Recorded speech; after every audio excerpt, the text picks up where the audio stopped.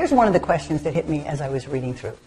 Is the election of Trump just a freak confluence of events? That is, a polarizing and charismatically challenged Hillary, a fully and historically and openly lying, cheating candidate in Trump, who simply had no compunction or concern about lying. And the But tell us how you feel, though. Right. And the existence of Facebook as a platform which could be so easily leveraged by the Russians. So an odd confluence of conditions for all those things to happen. Or were those things, yes, they played at the periphery, but there is something so fundamental that's going on in America. Well, it may show the waning power of an Atlantic endorsement, because the first two worked. The Atlantic's endorsed 3 times in its history. We endorsed Abraham Lincoln in 1860, though oddly not in 1864. I guess he was disappointing somehow. And we endorsed Lyndon Johnson in 1964 against Goldwater. I worked on the editorial, the endorsement of Hillary Clinton, and like the endorsement of Lyndon Johnson, was more of an anti-endorsement rather than a tribute to Hillary Clinton's wonderful gifts. It was, this person is characterologically, Donald Trump, incapable, and dispositionally incapable, intellectually incapable of being president. So, yeah, it didn't work. I had a couple of good turns of phrase, but other than that... You were better when you supported Lincoln. There's a lot of this that is a lucky bounce.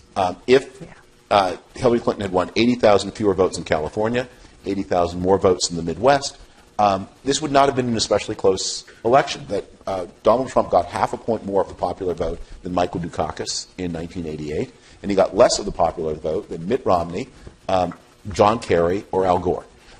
And we don't remember any of those as near misses. So Al Gore is, I guess, a near miss, but the other two were not. But the big question is, why was Hillary Clinton at the 48-point-something? Because what was President Obama's approval rating? It was in the low 50s. The economy is expanding. The political scientists tell you the party of the president should win a third term. She should not have been so underwater. So she had problems, but also America had problems. There are things that were happening in the country. The drug epidemic, the decline in life expectancy. White Americans who do not go to college are living less long than they lived a decade and a half ago. That did not happen during the Great Depression. It did not happen in Germany during the Great Depression when people were literally starving. That it is in an advanced state in peacetime for life expectancy to go down. Mm-hmm. It just does. The only places it's happened other than the United States are in the post-Soviet republics. The spasm of drug addiction that is happening. Those were things that were indications of tremendous cultural distress. And, of course, the frictions that arise from this massive immigration that has come to the United States. Has there been massive immigration to the United States? The proportion of Americans who are foreign-born is now higher than it was in 1913. 2016 was the highest year in absolute numbers for immigration, except for 1998. From where? From all over the world, but disproportionate, mostly from, the illegal component is mostly from Mexico and Central America. The legal component is increasingly from Asia. But immigration is stressful. And when it happened before the First World War, it had at a time when the economy was very strong, when wages were rising very rapidly, and when the native-born population were also having lots of children. But I just want to be clear, because I think the immigration is a big thing. Not immigration, refugee immigration from distressed Muslim countries, because the U.S. has not taken a lot of people in that regard. The United States has historically taken about 50,000 refugees a year. President Obama in his last year doubled it to 100,000, and that became a flashpoint, which is, again, the United States was taking, in 2016, received almost 2 million people. Legal, illegal, refugees in all categories. But only a small number from those. Okay. And about 100, and so President Obama, and these are friction points. Mm-hmm. And it is wherever you see the rise of these authoritarian nationalist movements, they're connected. This is a point for Canadians to consider. That when I started working on the subject in about 2007, especially in 2014, I would have said then there are 3 countries that don't seem to be touched by this phenomenon: Canada, Australia, and Germany. And then in 2015, came Angela Merkel's decision to open the doors, and suddenly Germany now has a far-right party, not only in the state legislatures, but in the national legislature for the first time since World War II. So you see it as a direct extension. The unease, the white, uneducated with a higher, shorter life expectancy, you see a direct correlation between that and immigration? I think they're all part. They're all the people the white people whose grandparents lived in the country, the 2/3 of them who have not succeeded in the global economy, who have not benefited from this knowledge explosion. Bad things are happening. I guess what I'm trying to tease out, and then we can sort of shape it around the question of, was this accidental or is there something fundamental?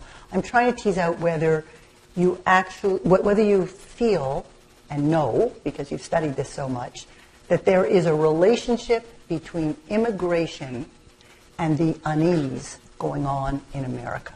The dislocation, the disaffection, the sense of lack of future for someone. I mean, there's clearly that problem.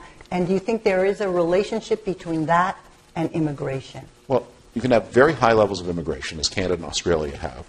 And if you get other things right, you can cope with it.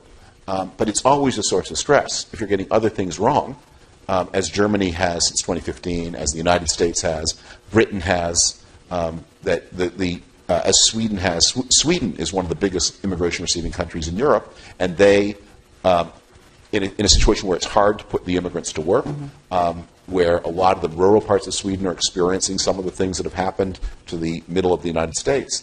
And they, too, now Sweden has an extremist party that is rapidly rising in the polls. Right.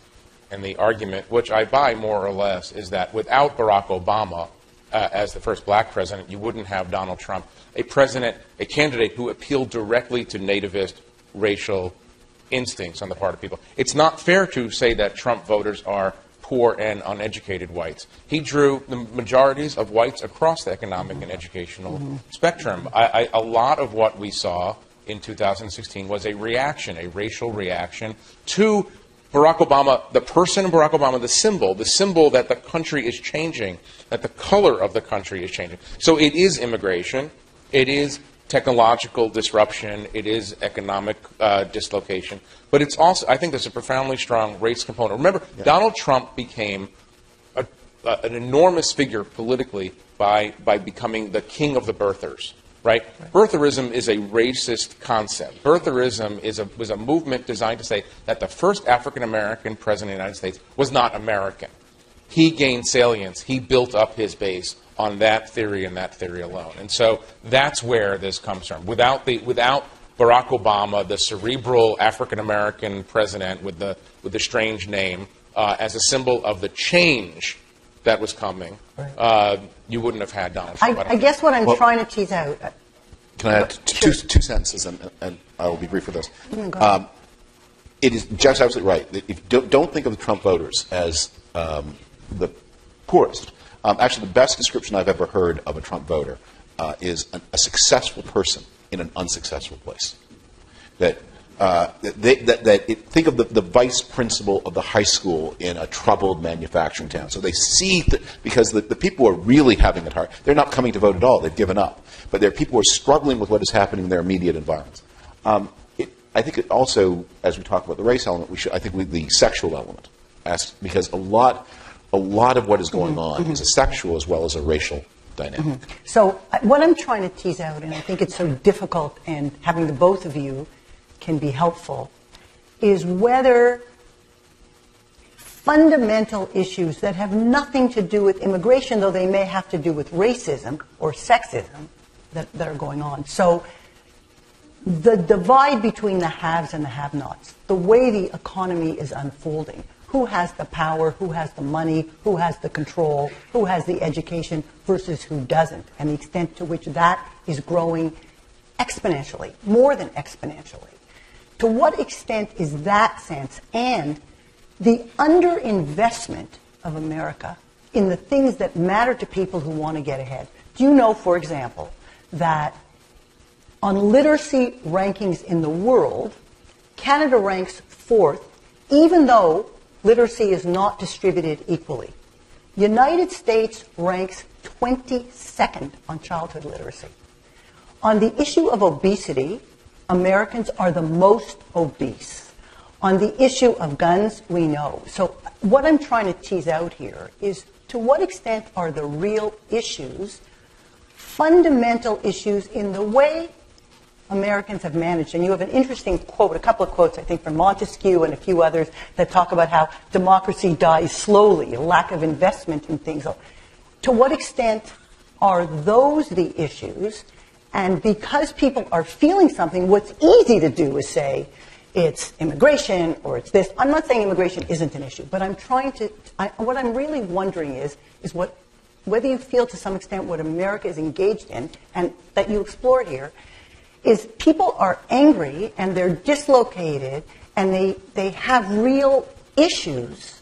And is that anger and unease and dislocation being turned toward labels and things that will not help it get better?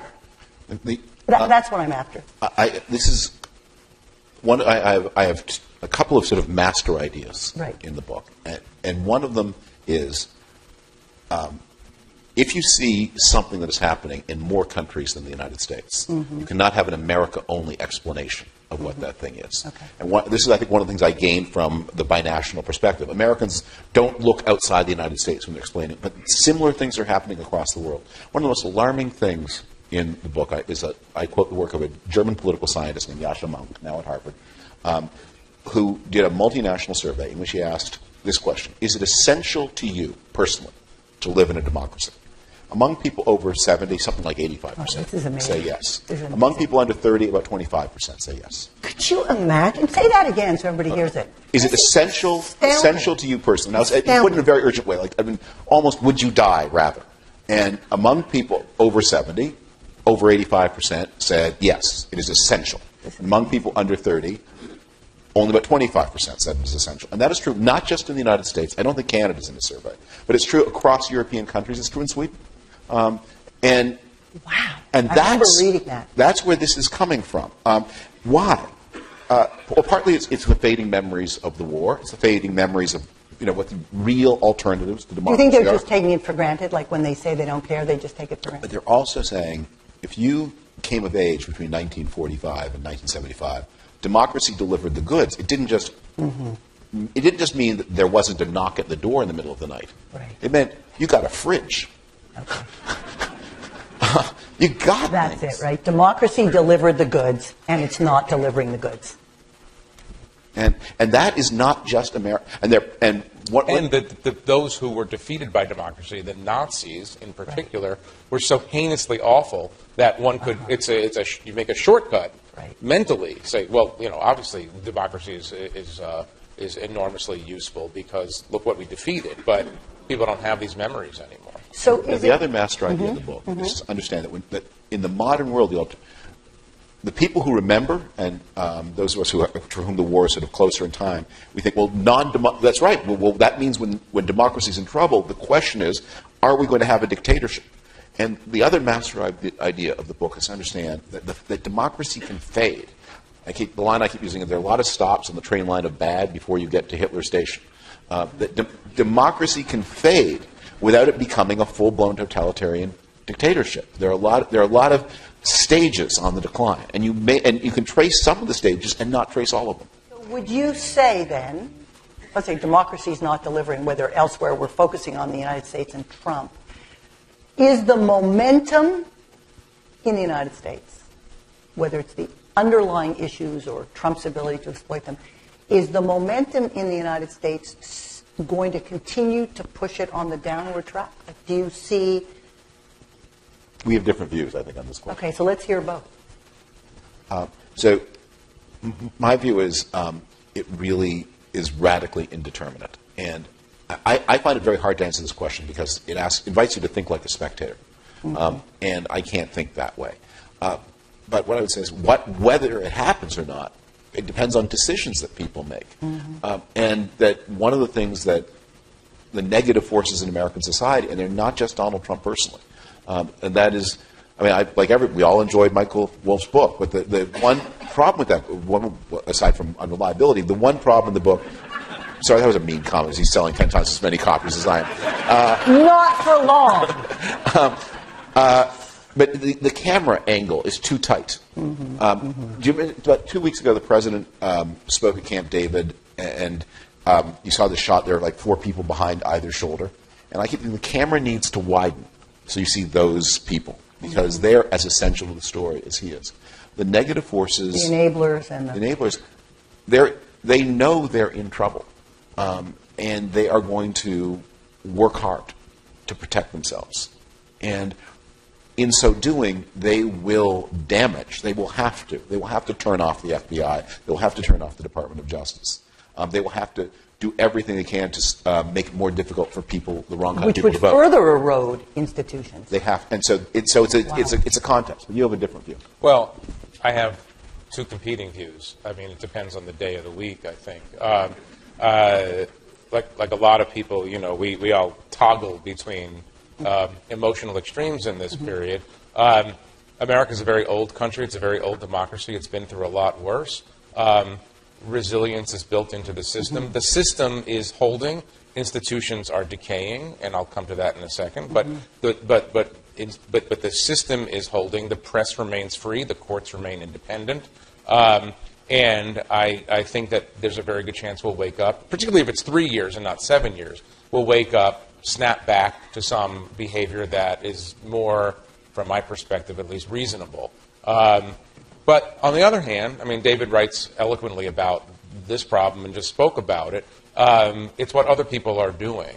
And it's the decay in trust in institutions, the actual decay within the institutions. If you look at the number of people fleeing the State Department right now, you look at the pressure that the FBI is under. Neither of these institutions is perfect, obviously, but we're going to lose a generation of decent civil servants because indecent people are driving them out. And you layer onto this notion that our population no longer is taught the value of democracy, American democracy, other forms of democracy, no longer believes that America plays a special role in the world. I know that's a controversial assertion because sometimes America plays a special negative role, but very often it plays a very special positive role.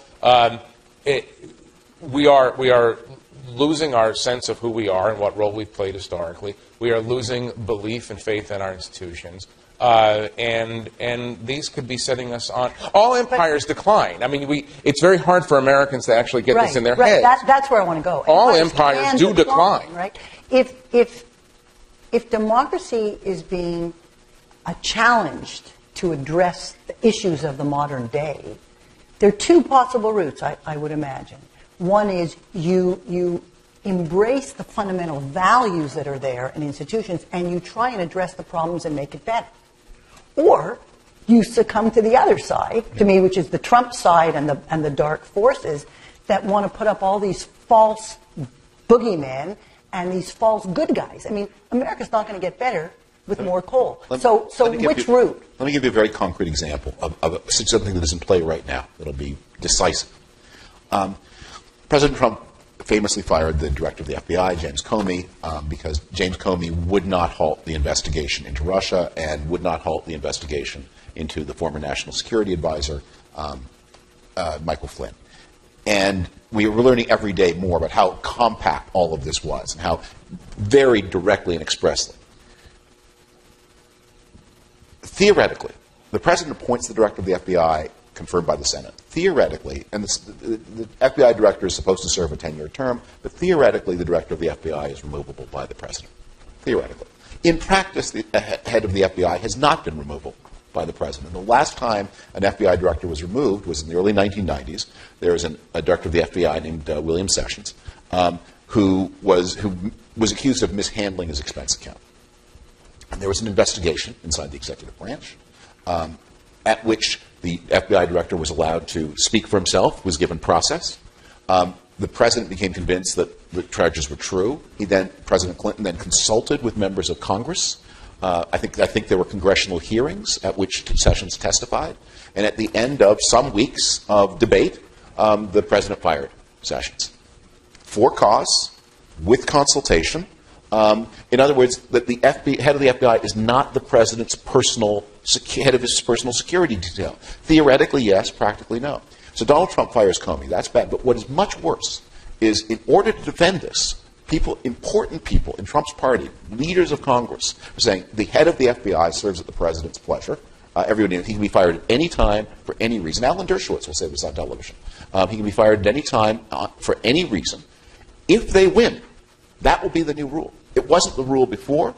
In practice, it may have been the rule notionally, but it wasn't the rule. But it will be the rule in the future. And if the head of the FBI is removable by the president at whim, then you are suddenly not like Germany. I mean, that's not true in Germany. That's not how you fire the head of the German. But that would be that would be an indication that institutions of democracy are being challenged, and so America's going down. But I'm still trying to understand from both of you and from the insights from this book, there are real hurts in America. Like there's a division, right? There's amazing polarization. What is being done today? What is going on in America that actually is going to make life better for Americans? At the end of the day, Comey, yes, no, this one, yes, no, it doesn't actually help the guy in the middle of Kansas. What is going on in America today that is going to make life better for Americans? What is going on is this ongoing economic recovery. The article I wrote that started this whole process, it originated in Scott Stossel's office, and I was there with Jeff, and Jeff is a very decisive executive, and we had a 3-minute conversation thereabouts, and he said, go, and it was about, would this work? And I started the article by imagining a future in which Donald Trump is 2021, he's been reinaugurated, he has been a popular president because of economic expansion. And that's going to make a real difference for people. It really is. They're going to be better off. So it won't be any... Well, not everybody. But I don't want to suggest that alone would solve the problem that you're talking about. And it's interesting because this bit of analysis comes from someone within the Trump administration, Jim Mattis, the Secretary of Defense, whose presence in the administration, by the way, is what allows a lot of people to sleep at night, Jim Mattis says, he was asked, and I've asked him this, I said, what worries you the most? And you expect the Secretary of Defense to say North Korea or Iran or whatever. He says, the problem in America is that people have stopped liking each other.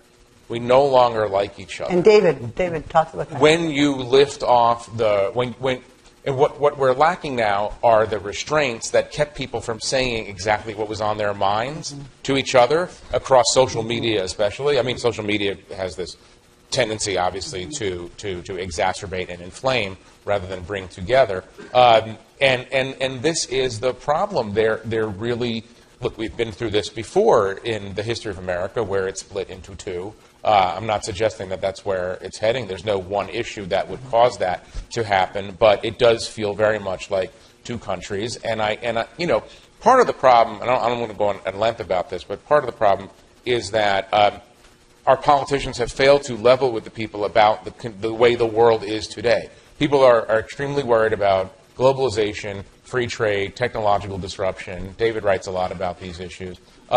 Politicians don't level with people. Donald Trump doesn't level with people and say, look, I'm not going to stop globalization.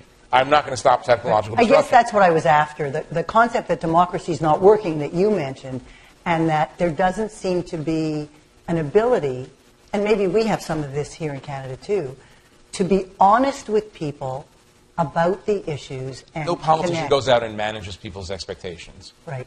What do you think will be the long-term implications of the Trump administration within America? Why don't you take within America? Why don't you take internationally? And let's assume he could be there twice. I think you're going, well, it depends on how long he lasts. But the journey of the Republican Party to becoming an enabling institution for Trump, if he were to last 8 years, means that it's going to become more encoded. Authoritarian means are going to be more encoded into the political system. Authoritarian means like more extreme presidential control of parts of the executive branch that have been understood to be non-political. Trump will, if he's allowed, he'll politicize everything. You will see pressure on voting registration, especially in contested states like Wisconsin and North Carolina. I think you will see a radicalization of the American left. And a lot of that is going on right now in response. And that the Democratic Party will be pulled, I mean, toward Sanders and Elizabeth Warren. And, that will be a resource for the Republicans. You will see the politics of the country being defined ever less by economics and ever more by ethnicity and other forms of identity. Other forms there are forms of identity that we don't think of as ethnic that are going to become urban versus rural, is going to become quasi-ethnic. And you will have an open door to Russian meddling because the president will not defend the country from that threat. Jeff, really thoughtful, Jeff. By the way, just to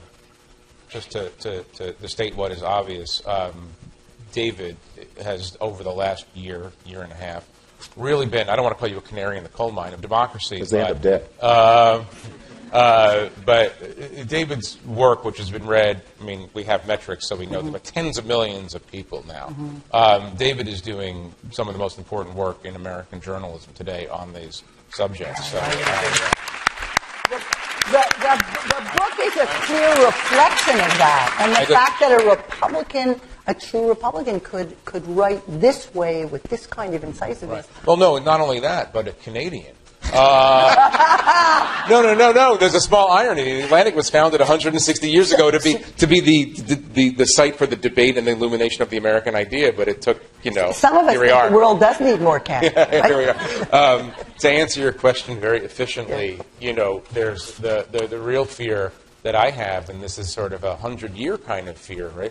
Is that the epitaph of the Trump administration or Trump himself would be, he made China great again.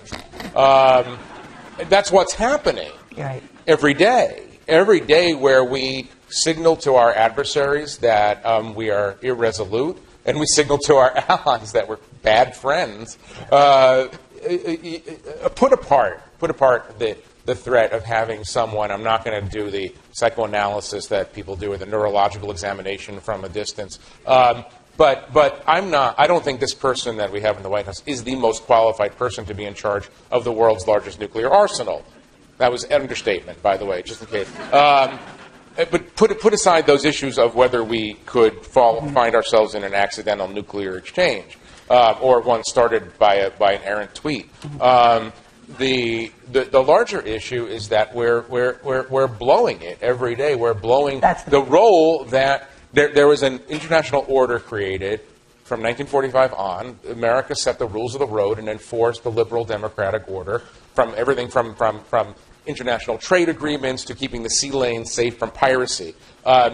Donald Trump is not interested in even understanding the historic role that America has played as a stabilizing democratic force. And I'm not saying that we did everything right, obviously, but he doesn't understand it and doesn't care about it. So he is accelerating the rise of the Chinese empire and accelerating the demise of what you might call the American empire. But Jeff, it's not optimistic what you're sharing. Like, I think unless you're a Chinese communist bureaucrat. In which case it's the salad days. And they probably think that, except for the ones that are going to jail. Yeah, right, for on the corruption. But it isn't. Like, as I read the book, we're going to come to your very end shortly, your positive, optimistic part. But as I hear your view, you look at internationally, and one could make the argument that everything we're doing, everything the United States is doing, is making China stronger and bolder, and they're making the right decisions. And you look internally, and we're not dealing with the problems. Like, what changes course? Like, this is at the value level. If you choose to have as your president someone who lies, cheats, is abusive of women, is vulgar. I mean, this is not my bias. These are just facts. I mean, he lies every day. He cheats. He's vulgar with his language. He does things, a sort of leadership 101 is you build your team and you support your team, particularly in public. And if you have something to say, you say it to them quietly in some constructive way. He hurls daggers in public at his own team. So all of these things. what gets this whole thing turned around? But there is reason for hope. And I mean, this room is an example of that. You're in Canada. No, I'm going to say, but it's not just specific. Okay, but we're in Canada. There are a lot of moments in Canadian history when when it might be predicted, well, American world leadership is in danger, and a lot of people in Canada would have said, good. Today, nobody says good. Confronting what a world looks like, which American leadership melts down. A lot of people, not just in Canada, across, are saying, you know what? So this is a discovery. I think you are seeing. We had in 2014 the lowest turnout in an American election since 1942. In 2016, partly because of voter suppression, but partly because of indifference. Again, a lot of indifference. Levels of civic engagement are up. People, you mentioned our statistics. I mean, everyone in media knows not only are your readers reading you more, but they're reading you with an intensity. I mean, that I've never seen in my career. People think this matters. One of the things I keep emphasizing. Trump's voters? Not as many as I'd like. Mm-hmm.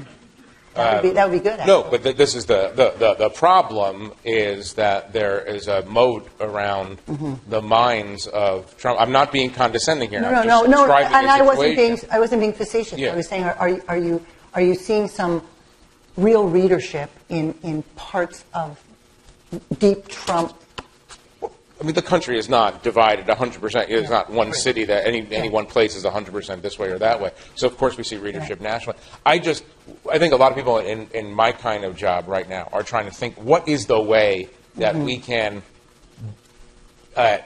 put a set of observable empirical facts in front of people that would have them open their minds enough to allow them in. That's a good question, right? I mean, this this is nothing less than a fight over Enlightenment values in a kind of way. Exactly. That's just where I wanted to get to. Isn't this a fight over Enlightened values? That's just where I was going. You don't need to win 100% to win a fight like that.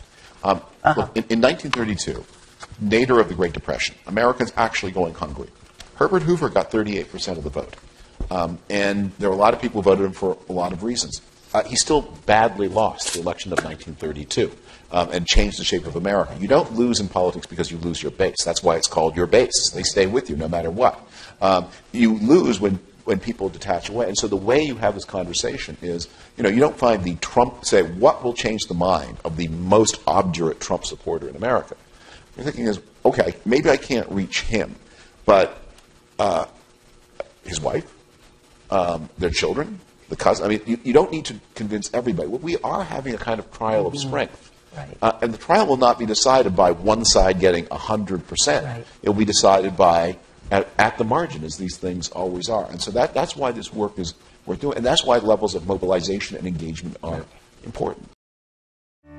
But one of my favorite quotes at the end, you say, as President Trump is cruel, vengeful, egoistic, ignorant, lazy, avaricious, and treacherous, so we must be kind, forgiving, responsible, informed, hardworking, generous, and patriotic.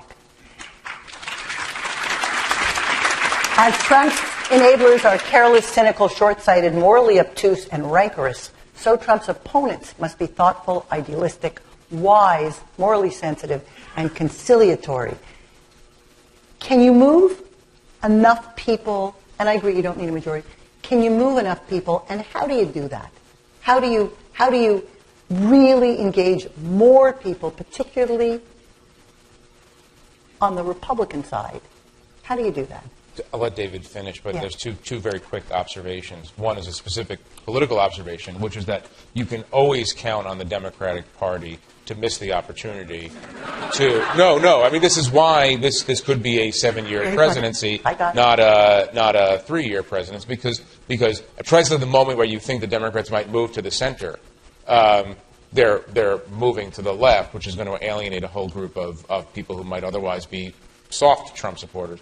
And the larger observation is that what has to be avoided is the kind of compulsive condescension of the coastal elites. Like, people are in real pain. Some people who vote for this man are racists, and there's nothing to be done. But some people need help, and some people need understanding, and the compulsiveness of this of the sort of language of superiority directed at Trump supporters. I'm not talking about the people in the cabinet. You can be condescending to them if you need to be. But that's where things go off the rails a little bit for me. That's wise. David, last word to you before the questions. Before the questions. I think I've always been a great believer that the way to talk to people is one-to-one. One-to-one. And a lot of the things that I try to do, in the writing, but I think one of the things I like about social media, which can consume a lot of time, is it makes possible one-to-one conversations. And you can, try also to model the behavior, not to get angry yourself. And that's, we're all, it's easy to tell others what to do. One of the things that I find so unlikable about Donald Trump is he has no discipline, he has no code, trying ourselves to live by codes, to live with discipline, and one by one reaching people and showing them it doesn't have to be this way. I think empathy. Yeah, the belief in that power of conversation. That's what journalism at its best and the writing one tries to do. We hope to do.